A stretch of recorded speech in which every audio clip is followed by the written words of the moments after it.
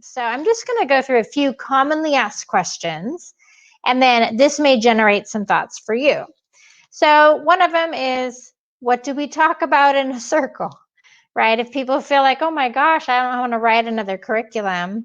So it can be all kinds of things. I think that if the way I think of it is, I look in classrooms, and I've been working in schools for 22 years, and realizing, like, why do we do it like that? Why do we have kids in rows with backs to each other facing forward? Whoever said that was a good way to learn. So if you just start with, the circle can be a great instructional tool for engagement. Facing people is a good thing to do when you want to build relationships. Then it doesn't really, matter as much what you do. But typically when people talk about community building circles, you're going to do things, any kind of conversations that are going to draw you together. Conflict resolution, you can talk about family issues or community issues, and they can be academic as well. So it can be all kinds of things that you do in a circle. How long does it take? Well, last time we met, I showed you a video that was an 11-minute circle from the minute the kids sat down, and they were third graders, until they were totally finished. So it doesn't have to take over your whole day as a teacher, but it can take longer if you're working out a problem in the class. It just depends. How often? So I have seen that typically in elementary, a daily circle is the best. That's what teachers report in terms of building community, managing behavior. That's better. Realistically, middle and high school, about every week. And so that's kind of what I've seen. A lot of middle and high schools will set up like an advisory or a homeroom. And if it's scheduled, those teachers feel like they can do it. Often they feel like they don't have permission for any teacher really, to take time out of the academic day to do this work, unless it's scheduled in the day, and then they feel like, I can do it, even though it's really can be academic and all those things. Sometimes it feels like an extra ask. So that tends to be the norm that I've seen work well.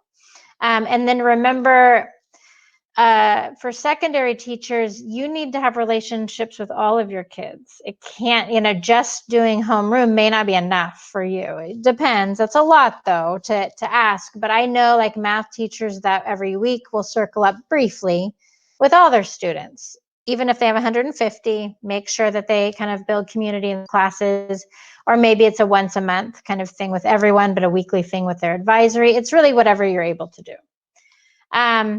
Do you have to go in order around the circle? So really, in short, yes.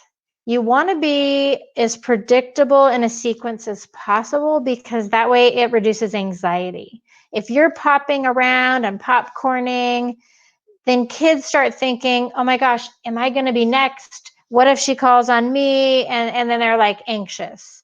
And so it's really kind of different than other engagement strategies that you might know, where it's really random. There's something really peaceful about it's in order, and I know it's going to come to me, but right now I can listen to those people. And then I do sometimes, you can do something like, say I'm running low on time and I have a high school class of 35 kids. I might ask a question like, okay, we're going to think right now about the level of participation in our class. Maybe you're solving a problem. I want everyone in the circle, this is a problem solving circle, put on their hand from 1 being this is no problem at all to me, to 5. People aren't participating and it's distracting and I don't like it. 5, it really impacts you negatively. I want to see on your hand, how impacted are you by what's happening in our classroom in terms of like people not participating? And then, I look around and I see 1s and 5s. I'm going to ask 3 people that had a 5 on their hand to go ahead and share out. So that's an example of when I would say I'm suspending the talking piece, and I'm going to ask 3 people that answered. So the rule of thumb is you can go out of order as long as you tell the kids, we're going to go out of order for a minute. We're going to suspend the talking piece. We're going to set it aside, and I'm going to call in 3 people. You also can do things in circle like a think, pair, share. Everyone turn to your partner and tell them, your favorite color, and then we come back, right? So then you didn't do the talking piece at all. and now I'm going to ask 5 people to share what their partner said. That's fine. That's fine if you want to do that. Often I'll have the kids, if it's like 5, 6 kids, they'll go ahead and pass the piece to that person. I try not to have them throw it, although the older kids, the high schoolers, they like to throw it. But typically, if you want community, everyone's voice in the room, we go in order with some exceptions. What is my role as the teacher? As a teacher in the class, you are an equal participant. All of the questions, and notice for the most part, I also, as the facilitator here, as a circle keeper, that I answered the questions, brought my mug for the icebreaker. I'm just one of you. So your job, though, is a little more than just a normal participant. You also are keeping people to the guidelines. But it's really that you're ensuring that everyone takes responsibility for making the circle welcoming and safe.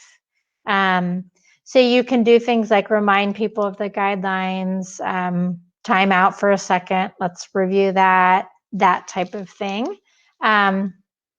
Kid do the circle keeping? Absolutely. I've known kids that are really get going that can run circles with their teacher. I've seen 4th graders completely run a circle. I've been in high school where kids will go and prepare all the questions and work with an adult, and then they run the circle. Middle school as well. So it's really something students can do. But it's good for you to get really clear on how it can go first. So that is kind of the commonly asked questions.